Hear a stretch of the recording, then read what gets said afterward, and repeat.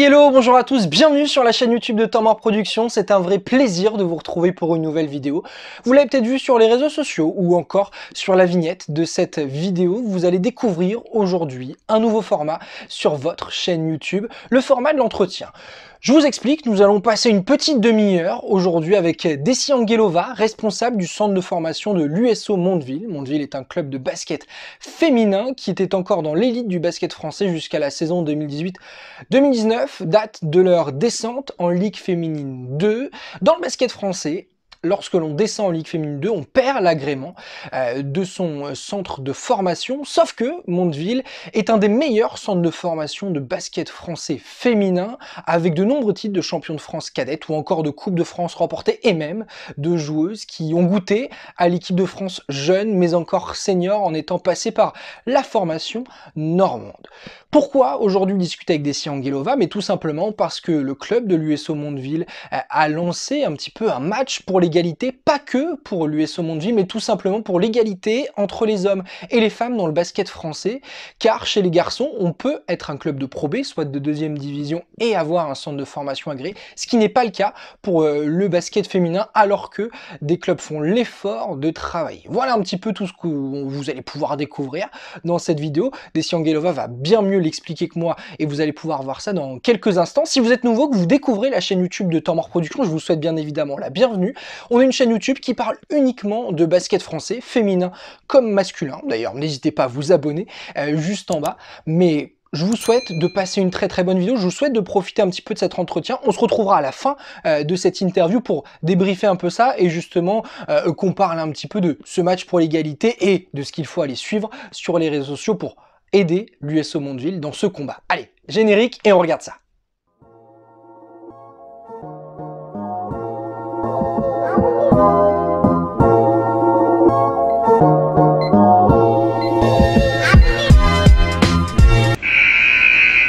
Voilà, on se retrouve avec Desi Angelova, responsable du centre de formation de l'USO Mondeville.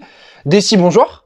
Bonjour, enchanté, et bonjour à tout le monde qui nous regarde et qui va nous regarder surtout. On espère bien évidemment que pas mal de monde pourront regarder un petit peu ce match pour l'égalité, ce fameux, dirons-nous peut-être une action, mais pas que finalement. Desi, est-ce que déjà vous pouvez un petit peu nous parler de ce match pour l'égalité, car outre le fait que ce soit la place de l'USO Mondeville tel qu'un centre de formation et en National 2, il y a encore plus de choses qui entourent ce match pour l'égalité. En fait, match pour l'égalité, c'était une idée qui nous est venue absolument logiquement suite à tout ce qui s'est passé. Ça fait un petit bon moment qu'on pense et on parle surtout entre les collègues que voilà, les dispositifs entre les filles et les garçons dans le basket, maintenant on parle de basket, sont pas les mêmes. Je vous donne un exemple très simple. L'année dernière, j'étais vraiment choquée de voir les centres de formation s'arrêter au mois d'octobre, comme tous les équipes amateurs. Et en même temps, de voir que les garçons, ils ont continué, les garçons, ils ont joué. Moi, une question qui me vient direct, c'est quelle est la différence entre les gars et les filles et pourquoi les garçons sont pu jouer toute l'année avec ce Covid-là et nous, on n'a pas joué. Et à part ça, il y a des autres choses là qui nous sautent les yeux. Et nous, c'est vrai qu'on est concernés. Maintenant, il y a des gens qui disent oui, mais non, elle est un petit peu dans la merde, si je peux dire, et là, elle part. Ça fait un petit bon moment que je parle. Les gens qui me connaissent, ils savent très bien que j'avais toujours des positions par rapport à tout ça. Mais là, le temps, avec le Covid qu'on vient de passer, avec ces 12 années pratiquement blanches je parle surtout pour les jeunes dans le sport et dans toutes les sphères de la vie, il faut vraiment qu'on essaie un petit peu d'avancer, d'échanger les choses. Parce que là, si on se repère par rapport aux textes réglementaires de notre fédération, c'est des textes vieux, des textes qui sont plus d'actualité, et des textes surtout qui sont absolument pas les mêmes pour les filles et pour les garçons. C'est vrai que ça, c'est géré par deux organisations différentes. On a Ligue nationale de basket, on a la fédération, mais je pense que le minimum, c'est d'avoir les mêmes dispositifs quand on parle de la formation des garçons et des filles. D'où cette idée-là. Nous, on a marqué plusieurs points par rapport à ça. Vous savez, là, pour un exemple simple, on prend un Pro B, on peut avoir des centres de formation agréés. Et chez les filles, c'est qu'en Ligue féminine. Et moi, je ne vois pas pourquoi il doit avoir un dispositif différent comme ça. National 1, les gars, a un statut professionnel. Ligue 2 filles, deuxième division, et a un statut de demi-professionnel. Donc, il y a plein de choses qui m'interrogent, moi. Justement, si on revient un petit peu sur ce qui s'est passé, donc on prend la saison 2018-2019, l'équipe professionnelle de Mondeville descend en Ligue féminine 2. Auparavant, et depuis plus de 20 ans, Mondeville était en Ligue féminine. 2019-2020, comme pour tout club d'ailleurs, vous bénéficiez finalement d'une dérogation pour pouvoir garder votre centre de formation en Ligue féminine 2 et donc jouer en national de filles. Il y a le Covid, donc on vous donne une année de plus de dérogation, et donc on arrive à la fin de cette saison 2020-2021, où finalement, un club de Ligue féminine 2 ne peut pas avoir un centre de formation agréé, et ça, réellement, ça pose question. Moi, je vais te corriger déjà. Hein. Ouais. Là, quand l'équipe est descendue, normalement, le règlement dit que là, il y a un an donné d'agrément, un an de conduite d'agrément. Dans notre cas, ils ont fait 2 ans. Moi, je veux que les gens comprennent ça. 2 ans sur papier, la règle Mondeville, ça s'appelle la règle Mondeville. Ça veut dire que quand tu descends en 2018-2019, on a l'agrément jusqu'à la fin de l'année 2021. Donc, il y avait déjà 2 ans de base. 2 ans de base. Et là, dans ces 2 ans de base, on a une saison blanche. Ça veut dire qu'elle a, normalement, dans notre tête, c'était logiquement, nous, c'est absolument pas inquiété par rapport à ça. Il devait y avoir un glissement parce que là, pendant cette saison blanche, notre équipe n'a pas pu du tout sportivement défendre ses chances sur le terrain pour monter. Et là, maintenant, j'ai lu des commentaires. Vous savez, là, maintenant, je vais à gauche et à droite, j'ai lu le commentaire. Et il y a quelqu'un qui disait ils ont eu un agrément pour 2 ans, mais non, ils demandent un 3e année. Je vais vous dire, ce monsieur-là, je ne le connais pas. En fait, nous, pendant ces 2 ans d'agrément, on a fait une demi-saison et une saison blanche. Je parle de centre de formation. Et là, est-ce que c'est 2 ans vraiment d'agrément où on a pu défendre quelque chose? Non. Donc, il y a une chose qui est très intéressante. Là, il y avait un décret qui était mis, qui est apparu 22 juillet 2020. 22 juillet 2020, ce décret-là, il est apparu, c'est Jean Castex qui a signé ce décret-là. Donc, en 2020, les agréments de tous les centres de formation étaient automatiquement prolongés avec un an, à cause de Covid. Donc, le décret s'appelle, je l'ai le décret, hein, je ne sais pas si je peux pas faire en capture d'écran. Non, mais par contre, vous pourrez nous l'envoyer, je le passerai par contre sur la vidéo. Oui, décret de 22 juillet 2020, dérogeant à certaines dispositions du Code du sport pour faire face aux conséquences de l'épidémie de Covid-19 et au report des Jeux olympiques et paralympiques. Donc, dans ce décret-là, les agréments avec le décret de monsieur Jean Castex, hein, on est bien d'accord, sont prolongés automatiquement un an. Là, maintenant, vous me dites, on défend notre cause. Moi, il n'y a pas un argument plus valable que le décret du Premier ministre de la France. Et donc, ça veut dire que Mondeville a été oublié? Mais moi, je ne sais pas. Est-ce que ce décret-là, nous, on l'a mis dans les pièces jointes qui sont dans le recours. Et je pense que c'est un argument absolument valable par rapport à ça. Donc, j'espère que ça va être pris en compte. Hein. Pour la petite histoire, hein, pour vous parler de tous ces agréments-là, moi, j'essaie maintenant avec ce mouvement-là, qu'on parle de match d'égalité, de faire vraiment changer des choses. Il y a une chose, moi, qui m'interroge énormément, en première place, c'est le fait d'être conditionné par le résultat de l'équipe première. Là, vous avez dit tout à l'heure que l'équipe de Mondeville est descendue il y a 2 ans. Pourquoi? Parce que nous, on n'a jamais eu des moyens des grandes équipes. Hein. Là, Mondeville a été toujours un club formateur. Et je pense que les clubs formateurs, comme Mondeville, on doit chercher d'avoir plusieurs et on doit donner vraiment les moyens et la vraie reconnaissance par rapport à ça. Tous les ans, c'était une bataille de rester en Ligue féminine parce qu'on était avec le budget le plus petit. Et bien évidemment, un jour ou l'autre, tu descends, quoi. Et là, moi, c'est la première chose que je vais militer, vraiment, et le club qui milite, c'est de séparer le résultat de l'équipe première de l'agrément de son formation. Comme ça va donner des possibilités aux vrais clubs formateurs, parce qu'il y en a des vrais clubs formateurs qui travaillent énormément, et je peux le citer ici à Voiron, il y a Limoges qui sont en National 1 d'ailleurs.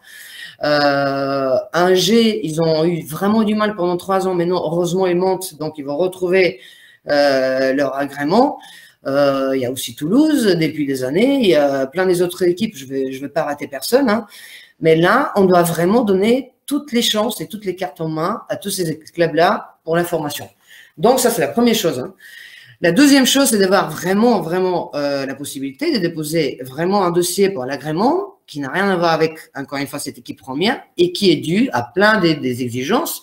Moi, je veux bien qu'il y ait un cahier des charges vraiment strict, mais pour que ce soit respecté, parce que pour ne pas être une mauvaise langue, au jour d'aujourd'hui, dans les acteurs de basket, on le connaît très bien. Hein. Il y a des centres de formation qui font juste le minimum, hein, parce qu'ils sont obligés d'avoir les centres de formation.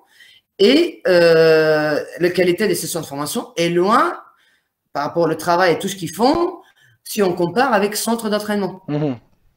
Un autre paradoxe qui est vraiment, mais complètement pour moi illogique, là, au jour d'aujourd'hui, quand vous perdez un centre de formation, quand vous perdez votre label, par exemple, nous, on perd le label, on doit déposer une demande de devenir centre d'entraînement.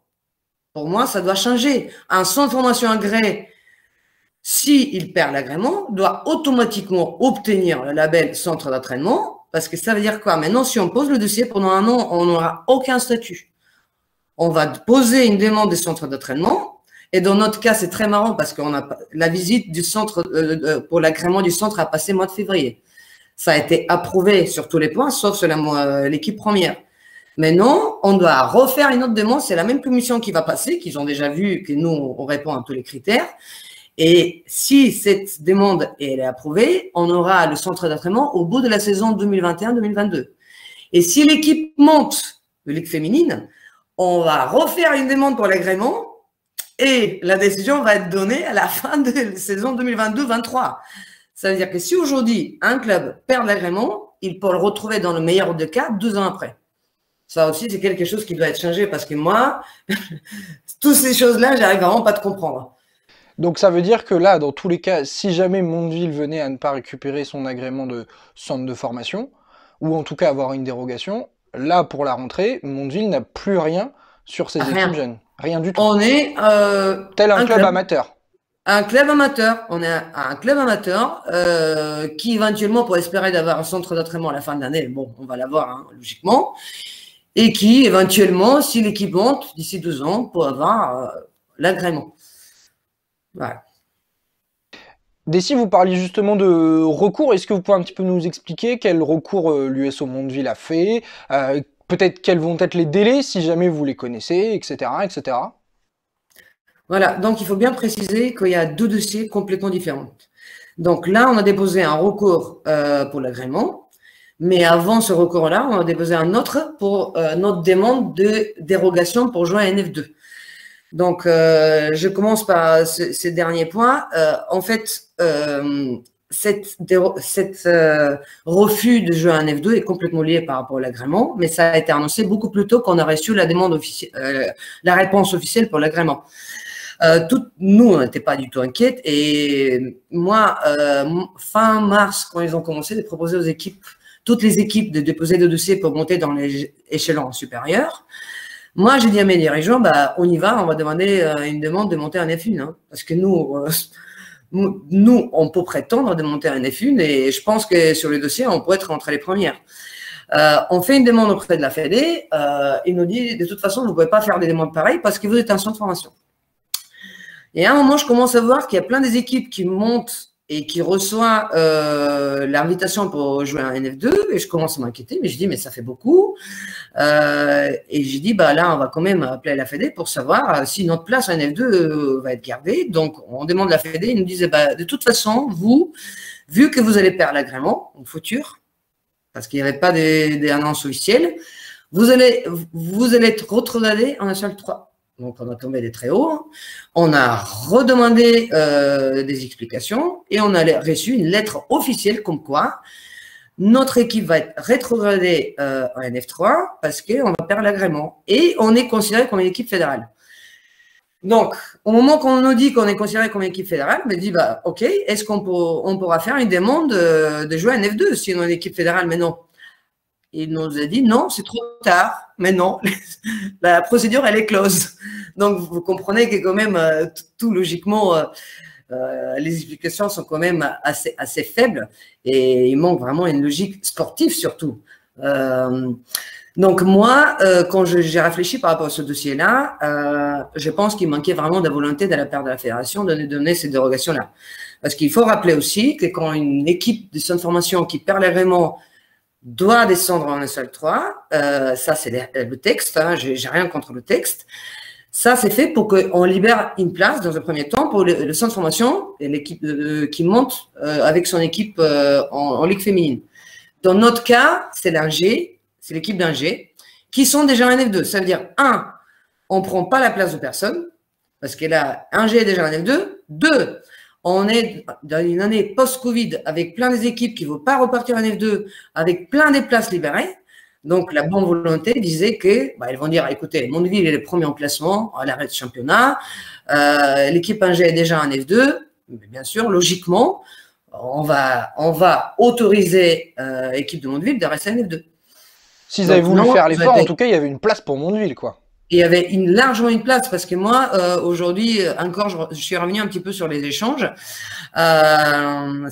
qu'on a fait et on a regardé. En fait, ils ont monté minimum 10 équipes de NF3 et NF2 parce que moi, j'ai suivi le dossier jusqu'à numéro 10. Hein. Je me suis dit, je vais plus suivre après. Et il y a un coach qui faisait partie de ces clubs qui montaient. Il disait, je le cite par mémoire, hein, je sais pas du tout, je suis très surprise par notre montée en F2. On s'attendait pas du tout parce que nous, on était très loin dans le dossier. Pour nous, ça va rien changer. Nous, on va pas faire recrutement. On va jouer avec 2-3 petites jeunes de U18 régions. Moi, quand j'ai lu ça, je me suis dit, mais c'est pas possible. Ça peut être juste. Donc, en fait, on fait monter des équipes qui n'ont même pas envie de monter et une équipe comme Mondeville qui est bourrée des talents et qui a des équipes qui a des joueurs en équipe de France vont être obligés l'année prochaine de jouer à NF3. Pour la petite anecdote, moi, je vais vous dire un petit peu le niveau. Hein. Nous, en NF2, les gens qui suivent un petit peu le championnat de NF2, là, on avait des matchs qu'on a gagné 40-50 points. Hein. Là, si j'ai essayé d'imaginer le championnat NF2 cette année, je ne vais pas être mauvaise langue, hein, avec toutes ces équipes-là qui ont monté NF3, avec toutes ces équipes-là qui n'ont pas fait du sport depuis 1 an, le niveau va être, à mon avis, très médiocre. Désolé de le dire, mais c'est exactement comme ça. Et qu'est-ce qui ça va être en F3? En F3, on va se retrouver jouer contre les équipes qui ont monté de la région. Ce sera des équipes d'un niveau régional, effectivement. Donc là, donc le centre de formation, parce que moi, je vais continuer d'appeler centre de formation de Mondeville, même si au test ce ne sera pas le cas, va jouer contre les équipes région. Où est l'intérêt de nous? Où est l'intérêt de ce champion de F3 qui va être complètement faussé, hein, par notre présence là-bas, sans être modeste? Moi, je vais essayer de remplir les pages de livres de Guinness hein, avec ce NF3. Hein. Et là, c'est pas pour brosser dans le sens du poil Mondeville, mais où est d'ailleurs l'intérêt du basket français? Puisque on le sait, et c'est des faits, et ce sont des chiffres et même des noms. Mondeville forme beaucoup de joueuses dans le basket français, énormément d'ailleurs. Et au final, on va donner des moyens très limités à Mondeville de progresser en les faisant jouer dans un niveau qui est très bas, pour au final faire en sorte que peut-être qu'un des meilleurs centres de formation de France ne puisse plus derrière reproposer la qualité qu'auparavant il proposait. Ça va peut-être être dur d'ailleurs de remonter après ça si jamais ça venait à pouvoir être comme c'est-à-dire plus de centres de formation, de la NF3, et puis derrière, il va falloir tout reconstruire. Il va falloir tout refaire, perdre des années et aussi perdre l'attractivité. Hein. Pour moi, personnellement, le plus grand problème, ce sera l'année prochaine pour le recrutement, quand on fait nos journées de détection, d'expliquer aux parents que la qualité de travail de Mondeville ne change pas. Vous savez, les gens, ils croient des choses. Un centre de formation agréé, pour eux, c'est le top du top.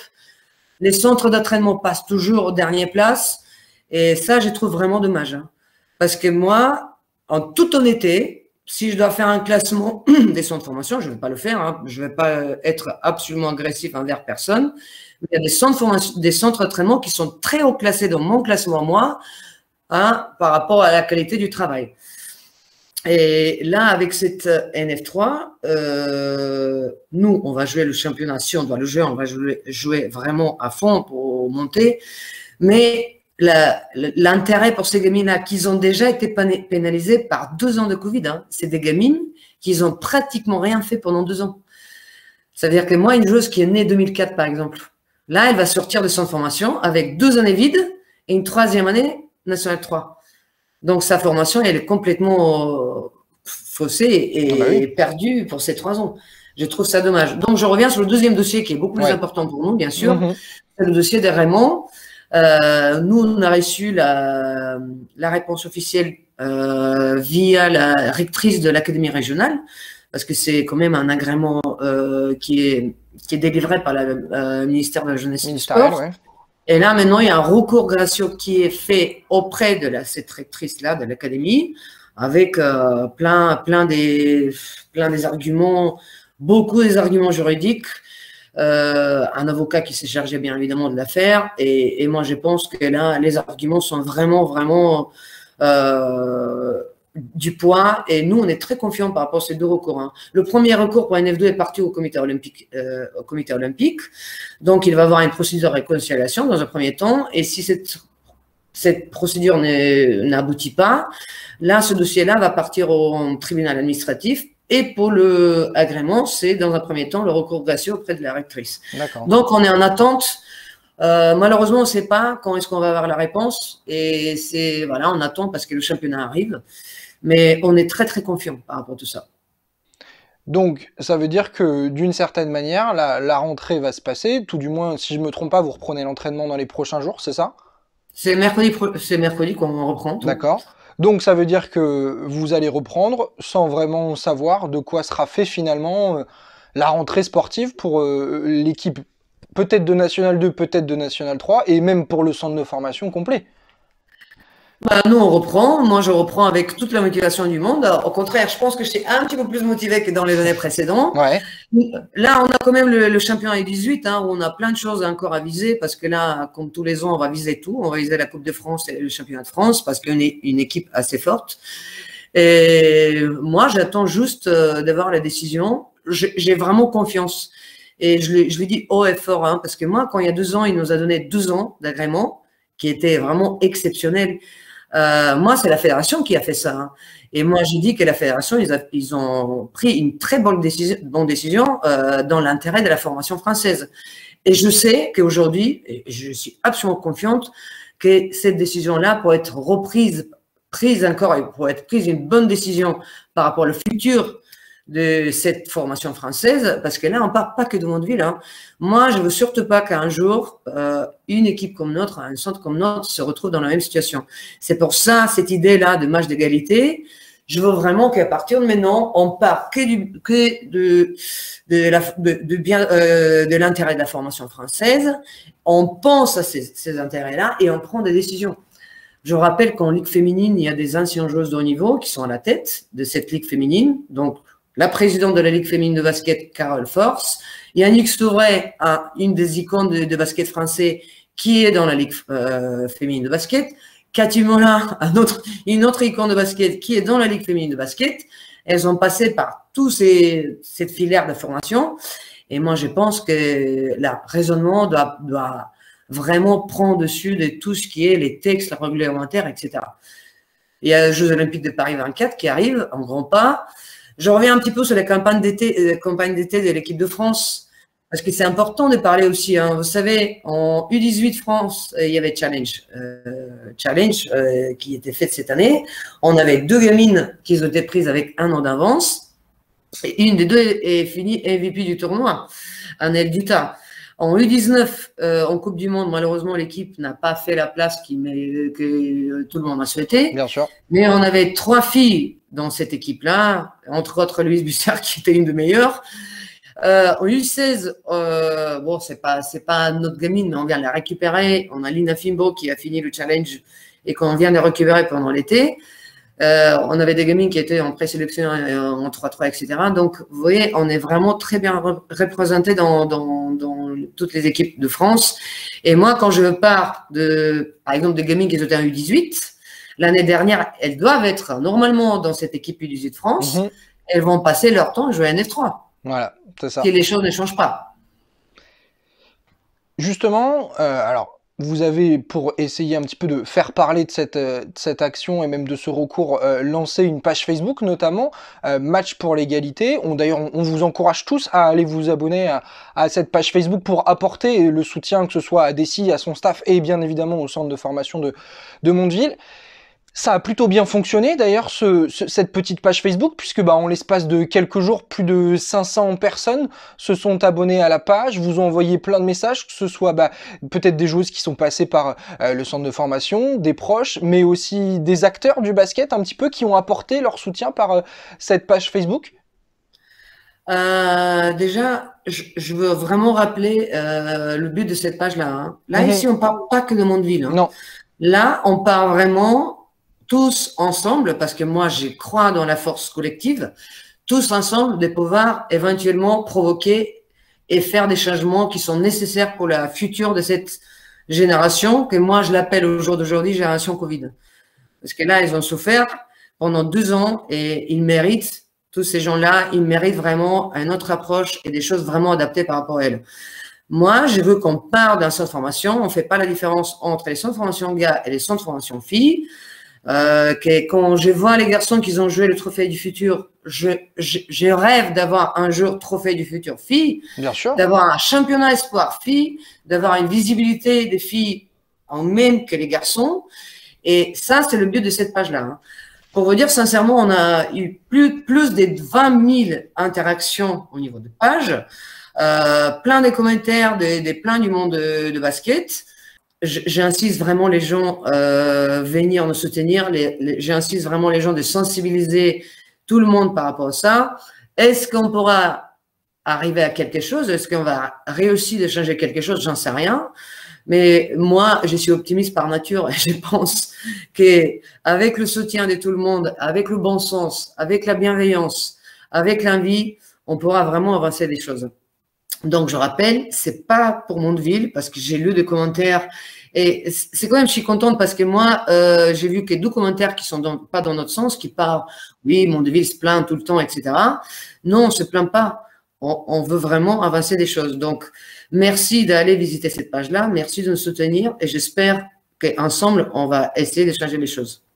J'espère en tout cas, et je pense que c'est tout ce qu'on peut souhaiter à l'USO Mondeville. J'espère que voilà, ce petit entretien avec Dessy Angelova vous a permis d'y voir un petit peu plus clair autour de cette situation. Match pour l'égalité, oui, parité homme-femme, et surtout quand on sait bien évidemment que le basket féminin, il fonctionne bien, que ce soit en France, même autre part. On peut le dire, Dessy, mine de rien, sur le dernier été, l'équipe de France a quand même récolté 2 médailles, il faut le dire, bien sûr, avec notamment une joueuse qui est passée par Mondeville, Marine Johannes, et c'est une joueuse parmi tant d'autres finalement. Et le basket français féminin fonctionne bien, mais il n'est pas encore structuré finalement. Moi, déjà, je parle le basket français parce qu'il est un petit peu moins médiatisé que le basket masculin, mais les Jeux Olympiques sont bien montrés la qualité de basket français, la qualité de basket féminin, hein, parce qu'on a vu une équipe comme le Japon qui a attiré l'intérêt de tout le monde et qui joue extrêmement bien. Là, on voit aussi un championnat aux États-Unis devant mon NBA qui est extrêmement fort et extrêmement intéressant. Je pense que le sport féminin en général commence un petit peu de prendre un petit peu plus d'ampleur. Et en 2021, je sais que c'est un petit peu cliché de parler d'égalité entre les hommes et les femmes, mais c'est très important parce que là, c'est quelque chose qui est pas encore au niveau qu'on souhaite y être. Et moi, je veux que plus du monde regarde le basket, surtout le basket féminin. J'ai lu un petit extrait qui disait que là, le match pour la 3e place entre Serbie et la France aux Jeux Olympiques, qui est passé à 8 h du matin sur la France Télévisions, a pris 80% des parts de marché, ce qui est quand même énorme. Ça veut dire que là, on propose un produit qui est intéressant, un produit qui les gens s'intéressent. Donc là, il faut juste continuer sur ces lancers-là et vraiment, encore une fois, peut-être je me répète, faire avancer les choses. Mais d'ailleurs, on a le chiffre, hein, Dessy. Ce match France-Serbie pour la 3e place a été la 3e meilleure part d'audience des Jeux Olympiques. Et bien voilà. Donc ça prouve encore une fois que là, on a des choses à proposer Et c'est encore un argument pour notre cause, qui est là aujourd'hui, une cause qui doit concerner tous les acteurs de basket français. On espère en tout cas que vous avez pu justement être concerné à la fois par cette discussion, mais à la fois par ce que vous pourrez voir sur Internet autour de ça. Il y a d'ailleurs un article de Ouest France qui était assez intéressant sur justement un petit peu ce centre de la Discord, comme ils l'ont écrit dans leur titre d'article. Donc voilà, n'hésitez pas vraiment à aller voir tout ça. En tout cas, je remercie et on remercie bien évidemment Desi Angelova d'être passé au micro ici sur YouTube pour pouvoir parler un petit peu de cette situation. On vous souhaite bien évidemment tout le bien et en espérant que cette situation puisse s'améliorer dans les jours, dans les semaines à venir.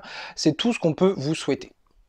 Moi, juste pour finir, d'abord, il y a Ouest France avec un très bon article, il y a France 3 qui a publié un très bon article, il y a Post-Up France qui a publié un très bon article, et il y a un ami de nous de site de basketteuse Info, qui a un très bon site pour les jeunes basketteuses, qui a publié un très bon article.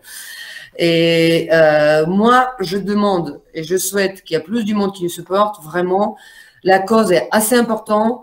Hashtag Match pour l'égalité. Je vous remercie en avance de votre aide. Merci beaucoup, Desi. Merci à toi infiniment. Ah, what an emotion, diraient les Américains.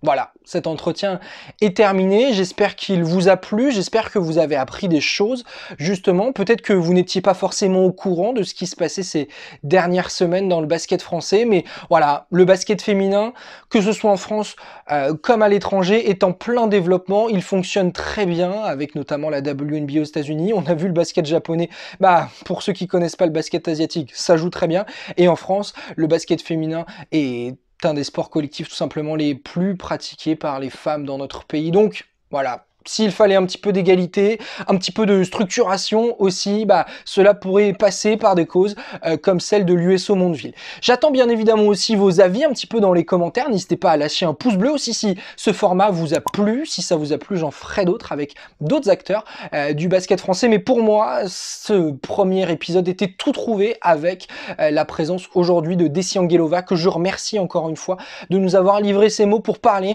un petit peu de cette cause. Voilà, j'espère bien évidemment que cette vidéo vous a plu.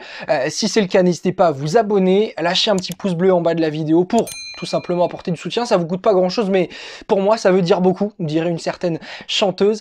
Voilà. J'espère en tout cas que tout ça vous a plu. On va se dire à très vite pour une nouvelle vidéo, car il y a les transferts de BetClick Elite et de Pro B qui vont arriver dans quelques jours sur YouTube, sur cette chaîne, donc restez connectés. Et puis, pour un autre entretien, on se dit à très vite. Prenez soin de vous, c'est le plus important. Et on se dit à très vite. Salut!